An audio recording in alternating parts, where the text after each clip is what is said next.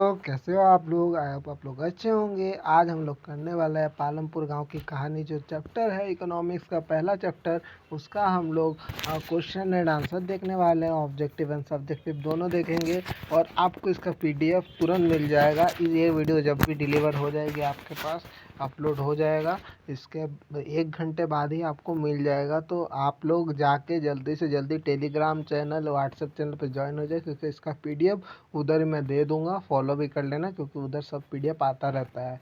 और सपोर्ट दिखाओ यार, इतना सारा वीडियो अपलोड कर चुके हैं हम लोग और सफलता बैच भी हम लोग आगे बढ़ा रहे हैं। थोड़ा सपोर्ट करो यार, सब्सक्राइब करो यार। चलो शुरू करते हैं। पहला क्वेश्चन हम लोग पढ़ रहे हैं, पालमपुर किस प्रकार का गांव है?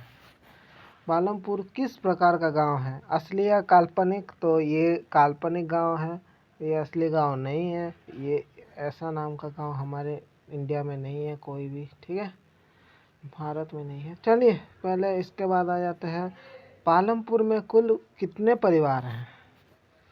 परिवार कितने हैं? तो 450। ठीक है, ये वाली संख्या ना बहुत इम्पोर्टेंट है। इसको ना याद कर लेना पूरा, क्योंकि ये वाला एग्ज़ाम में 101% इस चैप्टर से कोई भी क्वेश्चन है तो पहला क्वेश्चन यही होगा, पालमपुर गांव में कुल कितने परिवार रहते हैं? तो वो होगा 450। इसके बाद हो गया, पालमपुर की मुख्य आर्थिक गतिविधियां क्या है? तो इसका आंसर होगा खेती। मतलब उधर सबसे ज़्यादा खेती होती है, मतलब कृषि कार्य होते हैं, कृषि कार्य होते हैं, ठीक है, कृषि कार्य होते हैं सबसे ज़्यादा। अधिक अधिक अधिक कृषि कार्य ही होते हैं। गैर कृषि गतिविधियाँ भी होनी चाहिए, जैसे गांव स्टेबल रहे, सब होना चाहिए एक गांव में। आगे बढ़ते हैं। चौथा नंबर प्रश्न है कि पालमपुर में मुख्य रबी फसल कौन सी है? वो है गेहूँ, है ना। जैसे आपको चैप्टर के पढ़ाने के दौरान मैंने आपको पढ़ाया था कि सबसे मुख्य फसल गेहूँ है। तो चलिए हम लोग आगे बढ़ते हैं कि अब आ जाते हैं हम लोग कि ये वाला मैं पहले एक चीज़ बोल देना चाहता हूँ कि इससे पहला वाला वीडियो देख लो, क्योंकि उससे पहले वाले वीडियो में मैंने पूरा डिटेल से समझाया था आपको, जिससे आपको ये वाला जो मतलब जो वीडियो बना रहा हूँ इसको पूरा क्लियर रहे आपके पास से, ठीक है। इस वीडियो में ज़्यादा समझाऊंगा नहीं, इस वीडियो में पूरा क्लियरली मैं समझा चुका हूँ। वो वीडियो 32 मिनट के कुछ अप्रॉक्स है, तो वो जाके फटाक से देखो। इसके बाद इस वीडियो में भी आओ और पूरा क्वेश्चन आंसर देख के जाना। इसके बाद हो जाता है HYV भी, मतलब HYV बीज का पूरा नाम क्या है? मैंने इससे पहले वाले लेक्चर में बोला था, इसलिए मैं बोल रहा हूँ इससे पहले वाला लेक्चर देख लो। इससे पहले वाले लेक्चर में मैंने बोला था कि ये वाला जो मतलब इसका जो फुल फॉर्म है वो मैं क्वेश्चन आंसर के समय दूंगा। इसलिए मैं बोलता हूँ सब्सक्राइब करके रखो, क्योंकि क्वेश्चन आंसर के समय मैं कुछ ना कुछ नया, कुछ ना कुछ अनोखा लाता रहता हूँ। तो इसका हो जाता है full form high yielding variety seeds. ये वाला इम्पोर्टेंट है, ये वाले को भी याद करके रखना। ये वाला एग्ज़ाम में पूछा जाएगा इसका फुल फॉर्म। तो आप लोग ये most of the time objective में पूछा जाता है, हो सकता है सब्जेक्टिव में आ जाए तो वेरी शॉर्ट में ही आएगा, वेरी शॉर्ट क्वेश्चन आंसर है तो उसमें ही आएगा, ये फुल फॉर्म देने को बोलेगा। और इस एक नया अपडेट आ रहा था कि भाई मतलब अब परीक्षा पैटर्न चेंज होने वाला है क्लास 8, 9 और 11 का। तो जल्दी से जाके वो वाला वीडियो देखो, चैनल पर उपलब्ध है, पूरा देख लो एकदम। इसके बाद समझ जाओगे कि कौन सा पैटर्न होगा। तो चलिए आगे बढ़ते हैं। छठवां नंबर क्वेश्चन है कि HYV बीज किससे संबंधित है? आधुनिक उत्पादन, मतलब डिजिटल डिजिटल उत्पादन मतलब हो जाता है, डिजिटल हो जाता है, मतलब आधुनिक खेती होती थी उस टाइम, इससे आधुनिक खेती की जाती थी। इसके बाद हो जाता है कि सिंचाई के लिए सबसे ज़्यादा उपयोग क्या होता है? सिंचाई के लिए सबसे ज़्यादा उपयोग क्या होता है? बिजली से चलने वाले ट्यूबवेल, ठीक है, बिजली से चलने वाले ट्यूबवेल, बिजली से चलने वाले ट्यूबवेल। इसके बाद हम लोग 8वें नंबर प्रश्न पे आते हैं। पालमपुर कितने भूमि खेती योग्य थी? वो थी 200 एकड़, 200 हेक्टेयर, ठीक है, 200 हेक्टेयर। इससे पहले वाले मैंने पूरा डिटेल से पढ़ाया, तो जाके इससे पहले वाला वीडियो देखो और फुल नोट्स है, ठीक है। ऐसा नहीं कि मैं सिर्फ क्वेश्चन आंसर दे रहा हूँ, आपको फुल नोट्स मिलने वाला है और एक भी क्वेश्चन को ड्रॉप नहीं किया जा रहा है इसमें। इसके बाद कोई भी क्वेश्चन नहीं रहा तो आप मेरे को कमेंट में बोल सकते हैं, तो मैं ले आऊँगा वो भी क्वेश्चन। मैं आपको एक्स्ट्रा उसी पीडीएफ में ऐड करके फिर से उधर टेलीग्राम चैनल पे सेंड कर दूँगा। तो चलिए आगे बढ़ते। इसका बाद हो जाता है डेयरी किस प्रकार की गतिविधि है, गैर कृषि गतिविधि है, ठीक है, नॉन फार्म एक्टिविटी है। तो मैंने अच्छे से पढ़ा चुका हूँ कि गैर कृषि गतिविधियाँ क्या क्या होती है। तो गैर कृषि गतिविधियाँ बहुत आसान होती है, तो नहीं देखो तो जाके देख लो। मैं बार बार सॉरी मैं प्रमोशन कर रहा हूँ उस वीडियो का, बट मैं आपके लिए ही बोल रहा हूँ कि आपका सब चीज़ क्लियर होना ज़रूरी है, एग्ज़ाम बहुत पास है। इसके बाद हो जाता है उर्वरक किस पूंजी का हिस्सा है। उर्वरक किस पूंजी का हिस्सा है, चल पूंजी, वर्किंग कैपिटल, चल पूंजी। इसके बाद आ जाता है 11वें नंबर क्वेश्चन पे, ट्रैक्टर किस पूंजी का हिस्सा है, स्थिर, स्थिर स्थिर पूंजी मतलब फिक्स कैपिटल, एक बार ले लिए सालों साल चलेगा। इसके बाद आ जाते हैं 12वें नंबर पे, अब हो जाता है छोटे किसान किससे कृषि लेते थे। तो कृषि लेते थे मतलब ऋण लेते थे, ठीक है, ऋण लेते थे मतलब लोन, ठीक है, लोन लेते थे। किससे लोन लेते थे, मतलब महाजन और साहूकार। साहूकार मतलब अब कोई ज्वेलर भी हो गया, वैसा जो सोना तो ना मतलब बेचता है उससे। इसके बाद हो जाता है 13वां नंबर क्वेश्चन, मजदूरों को किस आधार पर काम मिलता है, दैनिक मजदूरी, ठीक है।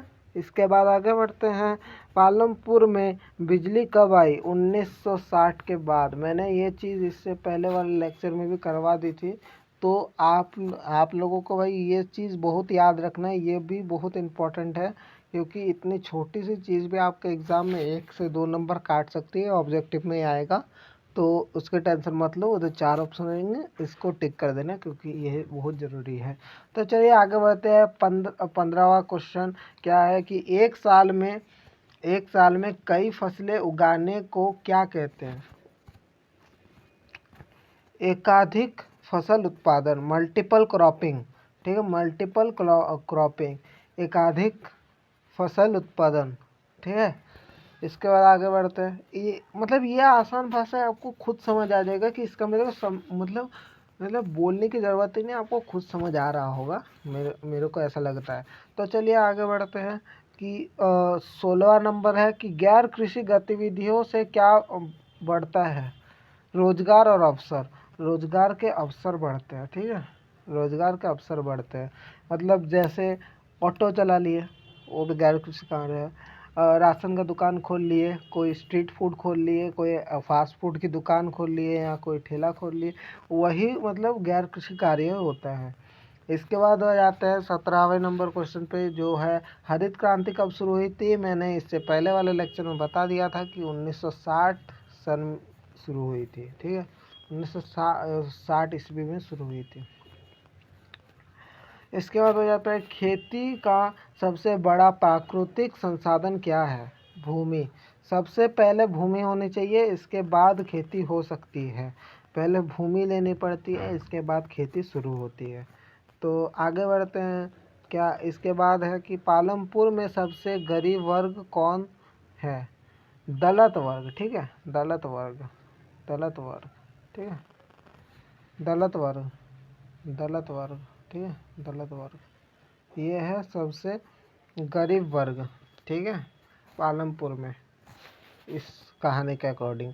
इसके बाद आ जाते हैं, इसके बाद है कि किसानों को सबसे ज़रूरी क्या चाहिए, सिंचाई।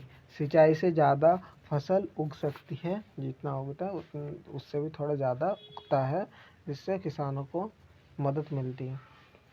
इसके बाद किसान कर्ज क्यों लेते हैं, बीज खाद मजदूरों को मजदूरी देने के लिए। मतलब किसान को कभी कभार उसके पास पैसे कम पड़ जाते हैं, तो उसको कर्ज भी लेना पड़ता है, क्योंकि उसको बीज भी खरीदना होता है, खाद भी खरीदना होता है, मज़दूरों को पैसे भी देने पड़ते हैं, इसलिए। चलिए आगे बढ़ते हैं। आगे है कि मशीनों से किसकी ज़रूरत कम होती है, मज़दूरों की। मशीन रहे जैसे ट्रैक्टर, इसके बाद कोई और मशीन जिससे आपका और काम आसान हो जाता है। इसके बाद आ जाते हैं 23वें नंबर पे। 23वें नंबर पे है कि खेती किस प्रकार मतलब किस पर निर्भर करता है। वर्षा और सिंचाई पर। आपने सुना ही होगा वर्षा हो मतलब सब किसान ऐसे बोलते कि वर्षा होती है तो खेती अच्छी होती है। वर्षा का इंतज़ार करते हैं वो लोग कि खेती अच्छी होती है उस समय। सिंचाई का मैंने बोल ही दिया। आगे 24वां क्वेश्चन है कि पालमपुर में मुख्य परिवहन साधन क्या क्या है। रिक्शा मतलब ट्रक, रिक्शा और टेम्पो। आपने ये सब देखा ही होगा। आगे बढ़ते हैं। कौन सा संसाधन सीमित है। भूमि। आगे बढ़ते हैं। अब सब्जेक्टिव है सब कुछ, ठीक है। 25 को सब्जेक्टिव है, मतलब 25 शॉर्ट प्लस लॉन्ग आंसर। मतलब कितने हैं भाई, मैंने तो 25 बनाए थे आयोग। 25 ही है, चलिए ठीक है। हाँ, लॉन्ग आंसर पे चलते हैं। इधर से 13 से है। चलिए आगे हम लोग ये कर लेते हैं शॉर्ट आंसर, ठीक है। शॉर्ट आंसर 1 से शुरू हो रहा है। चलिए पहला क्वेश्चन है कि पालमपुर गांव में काल्पनिक क्यों कहा जाता है। पालमपुर गांव को काल्पनिक क्यों कहा जाता है। इसका आंसर हो जाएगा ये ऐसी अर्थशास्त्र के सिद्धांत समझने के लिए बनाए गए हैं। ये किसी असली गांव का नाम नहीं है। इधर मतलब अर्थशास्त्र को समझने के लिए मतलब इकोनॉमी को समझने के लिए ऐसा मतलब इमेजिनेशन बनाया गया है जैसे आप समझ सको कि इकोनॉमी क्या होती है, ठीक है। इसके बाद उत्पादन के मुख्य 4 तत्व क्या क्या है। ये भी मैंने पॉइंट वाइज समझाया था। भूमि, श्रम, पूंजी, उद्यमिता, ठीक है। इसके बाद स्थिर पूंजी क्या होती है। तो इसका आंसर होगा वह पूंजी जो लंबे समय तक उपयोग होती है, जैसे ट्रैक्टर, ट्यूबवेल, मशीन। ये सब लंबे समय तक आप चला सकते हो। ये सब को आपको टाइम टू टाइम खरीदना नहीं पड़ता। इसके बाद चल पूंजी किसे कहते हैं, जो हर साल ख़त्म हो जाती है, जैसे बीज, खाद और मजदूरी, ठीक है। इसके बाद हो जाता है छोटे किसान कर्ज क्यों लेते हैं। नहीं, इससे पहले भी एक मतलब ऑब्जेक्टिव में था यही कि क्योंकि उनके पास पूंजी नहीं होती और ज़मीन कम होती है, ठीक है। ये भी इम्पोर्टेंट है, ठीक है। मैं जो भी इम्पोर्टेंट है ना मैं बता दे रहा हूँ आपको। ये चीज़ शॉर्ट में आएगी तो शॉर्ट में ही पूछा जाता है नॉर्मली। HYV बीज क्या है, तो ये भी इम्पोर्टेंट है, ठीक है। ये भी इम्पोर्टेंट है, ठीक है। मैं आप बोलेंगे कि सभी इम्पोर्टेंट बोल रहे हो, नहीं ऐसी बात नहीं है, ये सब इम्पोर्टेंट है इसलिए मैं बोल रहा हूँ। तो चलिए आगे बढ़ते। इसमें क्या है कि इसका आंसर है ऐसे बीज जिससे फसल ज़्यादा मिलती है और अधिक पानी और उर्वरक चाहिए, मतलब पानी की ज़रूरत पड़ती है, ठीक है। मतलब ये जो HIV बीज को पानी की ज़्यादा ज़रूरत पड़ती है। इससे पहले वाले लेक्चर में मैंने पूरा समझाया था क्यों ज़रूरत पड़ती है और कैसे ज़रूरत पड़ती है ऐसा। इसके बाद 7वां नंबर है, प्रश्न है कि मजदूरों की स्थिति कैसी होती है। कम मजदूरी, अनिश्चित काम और गरीबी। ये चीज़ ना मतलब ये रियलिटी है, अभी भी ऐसा ही चल रहा है। कम मजदूरी मिलती है, काम का कोई ठिकाना नहीं है और गरीबी ज़्यादा है हमारे देश। मतलब हमारा जो देश है ना इकोनॉमी के नज़र से देखा जाए 7वें नंबर पे है। इकोनॉमी के आबादी के दृष्टिकोण से देखा जाए तो। इसके बाद मैंने ये सब पढ़ाया है कितने नंबर पे है हमारा भारत। ये पहले चैप्टर में था ज्योग्राफी का, तो मैंने पढ़ा चुका है। तो आप इससे पहले मतलब सब देखिए क्योंकि ये आपके लिए सब ज़रूरी है और सबका PDF में देता रहता हूँ, ठीक है। चलिए आगे बढ़ते हैं। 8वां नंबर है गैर कृषि का गतिविधियों कौन सी होती है। कौन कौन सी है, जैसे हो गए डेयरी, दुकान, परिवहन और छोटे उद्योग।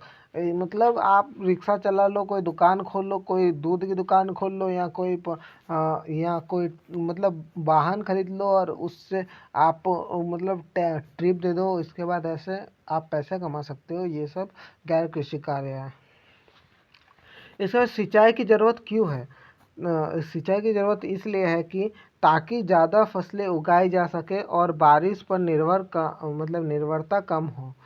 सिंचाई क्यों ज़रूरी है? ताकि ज़्यादा फसलें उगाई जा सके, ठीक है, ज़्यादा से ज़्यादा फसलें उगाए जा सके और बारिश पर निर्भर ना होना हो, जैसे नहीं हो, ठीक है। इसके बाद आगे बढ़ते 10वां नंबर है, पालमपुर में बिजली का क्यों लाभ हुआ? मतलब लाभ हुआ, ठीक है, क्या लाभ हुआ? तो इसका आंसर हो जाएगा ट्यूबवेल, सिंचाई और उत्पादन बढ़ा। ट्यूबवेल रात को भी काम कर सकते, ट्यूबवेल जो होता है, और सिंचाई भी ज़्यादा होती है, मतलब सिंचाई के लिए ट्यूबवेल की ज़रूरत होती है, और इसका और उत्पादन बढ़ता है, ठीक है, उत्पादन बढ़ता है, ज़्यादा से ज़्यादा फसलें उगती है। अब हो जाता है ग्रीन रेवोल्यूशन। ग्रीन रेवोल्यूशन क्या है? इससे पहले वाले लेक्चर में भी एक पॉइंट में था, तो मैंने पढ़ाया था ये कि HYV बीज उर्वरक मशीनों का उपयोग जैसे उत्पादन बढ़ता है, ठीक है। इसके बाद है 12वां, उसका आंसर है कि मजदूर और किसान में क्या अंतर है? मजदूर और किसान में क्या अंतर है? आंसर है कि किसान अपने ज़मीन पर काम करते हैं और मजदूर दूसरे की ज़मीन पर, इतना फ़र्क रहता है। और ये आपको खुद ब खुद समझ आ गया होगा और रिलेट भी कर रहे होंगे कि हमारे भारत के लिए रिलेट भी कर रहे होंगे, भारत में ऐसा होता है। इसके बाद हो जाता है लॉन्ग क्वेश्चन आंसर पे चलते हैं। पहला क्वेश्चन है लॉन्ग का मतलब 13वां क्वेश्चन है, पालमपुर का भूमि विस्तारण मतलब लैंड डिस्ट्रीब्यूशन समझाइए। क्या है लैंड डिस्ट्रीब्यूशन?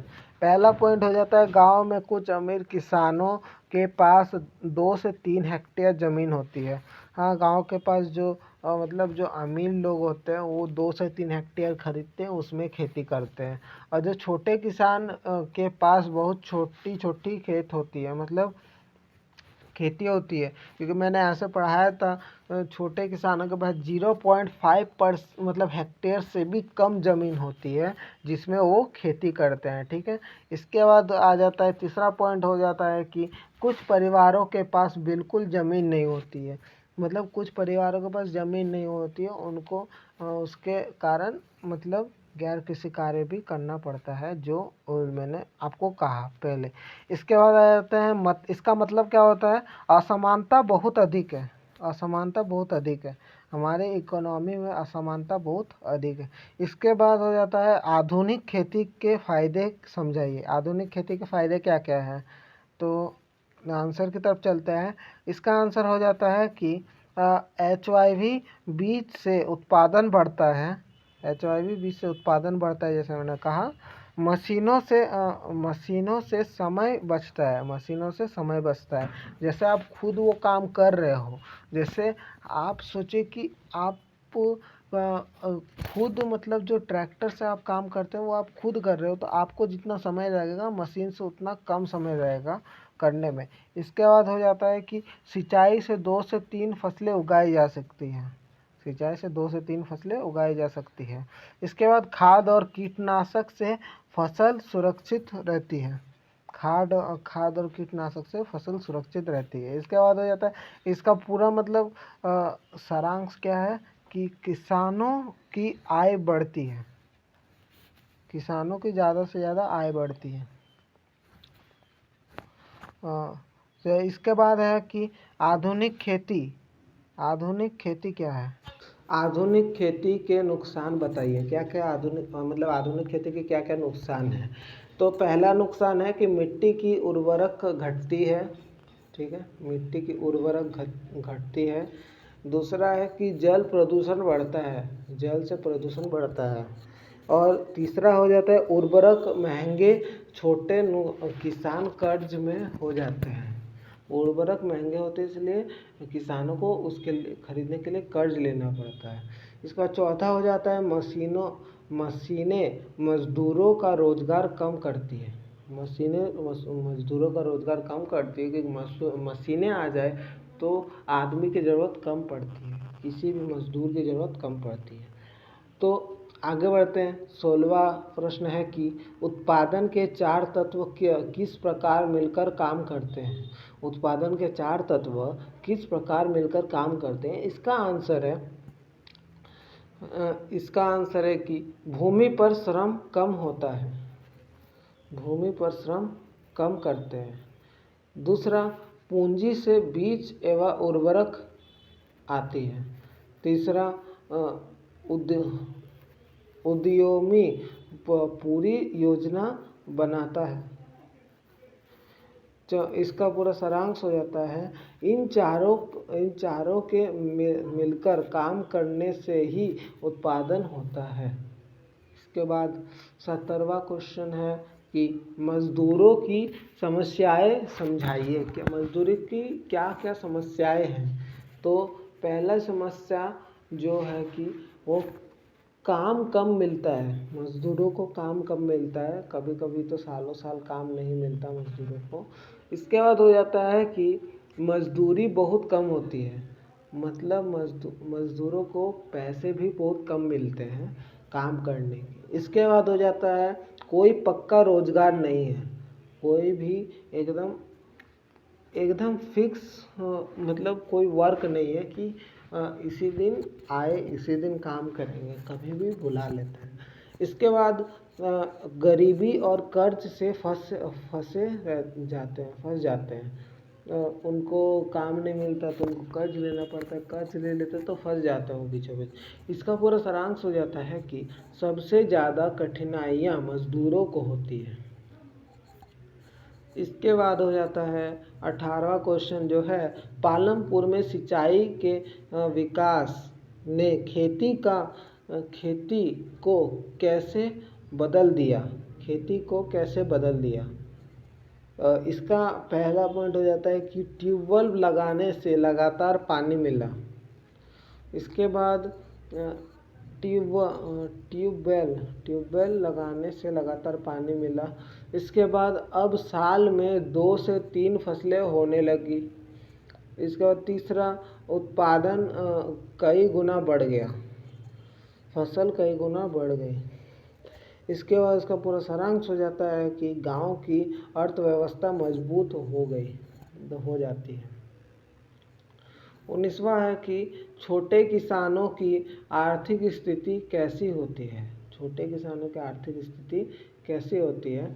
तो पहला हो जाता है कि कम जमीन कम उत्पादन, पहला पॉइंट। दूसरा हो जाता है कर्ज पर निर्भर होते हैं। तीसरा हो जाता है परिवार चलाना मुश्किल हो जाता है, मतलब सिर्फ घर चलाने का पैसा मिलता है बस। इसके बाद मजदूरी करके भी गुजारा चलाते हैं, मतलब जो छोटे किसान होते हैं कभी कभी किसी दूसरे के खेत में जाके कुछ काम कर देने पे वो मतलब वही मजदूरी हुई, तो मजदूरी कर देने पे उसको जो पैसा मिलता है वही घर में लाते हैं। तो इसके बाद उसका पूरा सारांश हो गया कि गरीबी का सबसे ज़्यादा असर इन्हें होता है। इसके बाद 20वां क्वेश्चन जो है, गैर कृषि गतिविधियों की भूमिका बताइए। मतलब गैर कृषि गतिविधियाँ मतलब होनी चाहिए या नहीं होनी चाहिए, ऐसा बताने के लिए बोल रहा है। खेती पर निर्भरता कम होती है। दूसरा हो जाता है रोजगार बढ़ता है,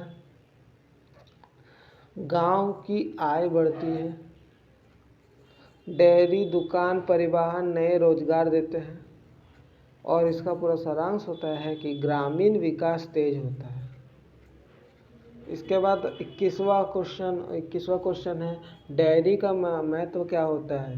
तो पहला हो जाता है कि दूध की बेकरी से पैसे आता है, गांव में रोजगार बढ़ता है, पशुपालन से अतिरिक्त आय मिलती है। और इसका पूरा सारांश हो जाता है खेती के साथ अस्थायी कमाई का जरिया बन जाता है।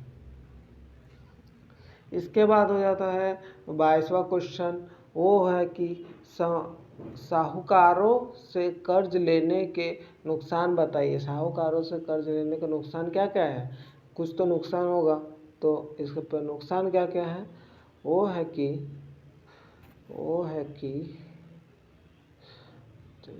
बहुत ज़्यादा ब्याज देना पड़ता है। दूसरा, अधिक शोषण होता है। इसके बाद अतिरिक्त होता है, कर्ज बढ़ता ही जाता है। इसके बाद किसान गरीबी में फंस जाते हैं, मतलब वही फंस जाते हैं।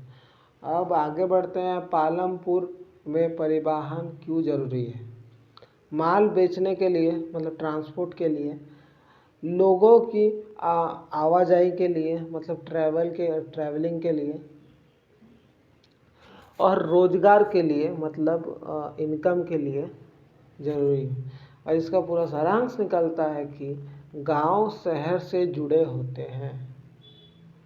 गांव शहर से जुड़े होते हैं क्योंकि जो भी फसल उगती है वो तो गांव में उगती है और उधर से ट्रांसपोर्ट करके शहर में लाया जाता है और बेचा जाता है। बहुत सारे जो मतलब वेजिटेबल्स होते हैं ये सब कहाँ से आते हैं? खेतों से ही आते हैं ना। तो इसके बाद ग्रीन रेवोल्यूशन का प्रभाव बताइए क्या क्या है। पहला हो जाता है उत्पादन बढ़ता है, किसान अमीर होते हैं, मशीन का इस्तेमाल बढ़ा, लेकिन मिट्टी खराब होने लगी, मजदूर बेरोजगार हुए। मतलब जितना लोग डिजिटल हो रहे हैं उतना जो मतलब इंसान का काम कम हो रहा है। इसके बाद आ जाते हैं 25वां और सबसे लास्ट क्वेश्चन पे आज का, और ये वीडियो इसी क्वेश्चन के बाद हम लोग एंड करेंगे। आप लोगों को एक चीज़ बताना चाहता हूँ कि इस चैनल को सब्सक्राइब कर लीजिए, क्योंकि इस चैनल में अगले साल क्लास 10 एंड 11 और 9 का भी बैच होगा। तीनों बैच चलेगा अगले साल से। ये हम लोगों ने नया शुरू किया है चैनल, इसलिए हम लोगों ने अभी 9 का बैच ही लाया है बस। ठीक है, तो चलिए आगे बढ़ते हैं। क्या है क्वेश्चन? इसके बाद है कि अध्याय का निष्कर्ष, मतलब कॉन्क्लूजन क्या है? ये हो जाएगा, पालमपुर गांव बताता है कि खेती के लिए 4 तत्व जरूरी है।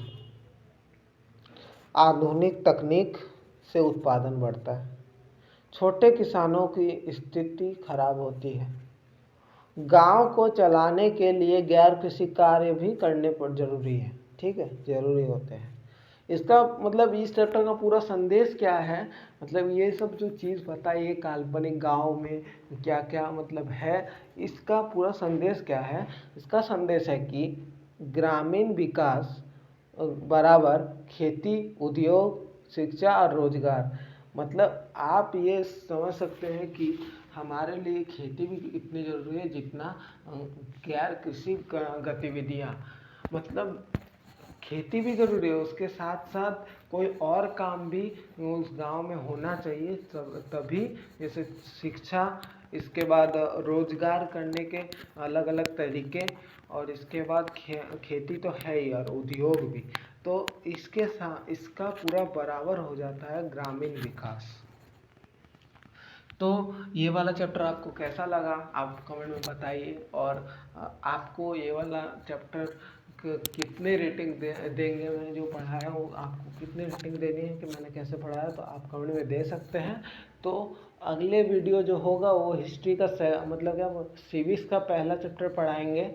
तो वो है लोकतंत्र क्यों, और मतलब लोकतंत्र क्या, लोकतंत्र क्यों, वही हम लोग चैप्टर पढ़ाएंगे। और हम लोग इसके बाद हम लोगों का ये मोटिव है, सिस्टम है कि पहले हिस्ट्री, इसके बाद ज्योग्राफी, इसके बाद इकोनॉमिक्स, इसके बाद सिविक्स हम लोग पढ़ाते हैं। तो हमारा सिलेबस दौड़ रहा है, अभी बहुत जल्दी हमारा सिलेबस मैं कंप्लीट करवा दूंगा। 2 वीडियो में पूरा चैप्टर कंप्लीट करवा दे रहे हैं। तो आप समझिए कितना फुल स्पीड में आपकी तैयारी हो रही है। तो आप लोगों का शुक्रिया पूरा वीडियो देखने के लिए। इस चैनल को सब्सक्राइब कर लीजिए, क्योंकि और वीडियोस आती ही रहती है, रेगुलर वीडियोस आती है सफलता बैच के बारे में, और कोई भी अपडेट हो झारखंड बोर्ड के लिए तो हम लोग वो भी लाते रहते हैं। तो धन्यवाद आप लोगों का ये पूरा वीडियो देखने के लिए, धन्यवाद।